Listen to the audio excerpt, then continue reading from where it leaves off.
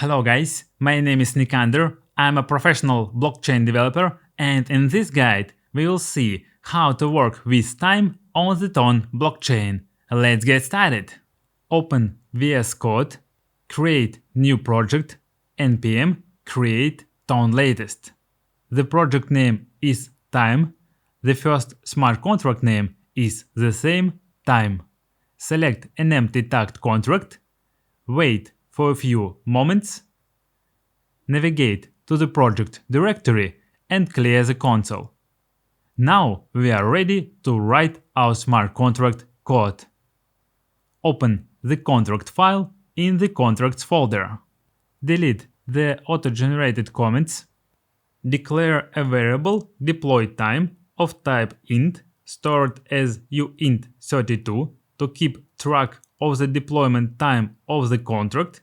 We use uint32 for time because it efficiently stores the Unix timestamp, which represents the number of seconds since January 1st, 1970. This format is compact and sufficient for time calculations within the expected range of blockchain operations. Although uint32 will overflow after approximately 136 years, this duration is more than enough for our application. In the init function, we initialize the deploy time variable with the current Unix time by calling the now function. This records the deployment time of the contract as the number of seconds since January 1st, 1970, the epoch. Create a receive function, wait10s. When a wait10s message is received, the function checks if at least 10 seconds have passed since the contract was deployed by comparing the current time now with the deploy time. If the condition is met, it outputs a message saying thank you for waiting 10 seconds. If not, it throws an error with the message you haven't waited long enough. Remember that in order to use the dump function, we need to ensure that the debug option is enabled. Create a receive function, wait10d. When a wait10d message is received, the function checks if at least 10 days have passed since the contract was deployed by comparing the current time now with the deploy time. The comparison is done by calculating 10 days in seconds, 10 times 24 times 60 times 60. If the condition is met, it outputs a message saying thank you for waiting 10 days. If not, it throws an error with the message you haven't waited long enough. Define a getter function Unix time that returns the current Unix time by calling the now function. This function provides the number of seconds that have elapsed since January 1st, 1970.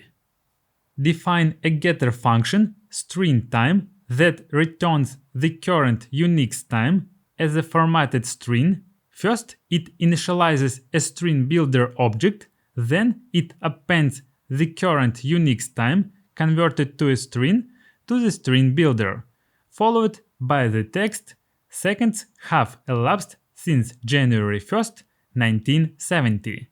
Finally, it returns the complete string. Our smart contract is ready, we can build it. npx blueprint build. Great, we have no errors. Let's test it. Open the test file in the tests folder. Define a test case should return the correct Unix time. This asynchronous function calls the getUnixTimeGetter function on the time contract to retrieve the current Unix time.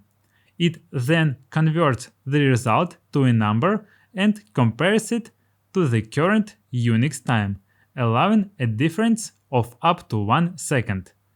The test ensures that the Unix time returned by the contract is accurate. Run the test npx blueprint test. Great, we get the correct Unix time. Define a test case should return the correct string representation of time. This asynchronous function calls the getStringTimeGetter function on the time contract to retrieve the current Unix time as a string.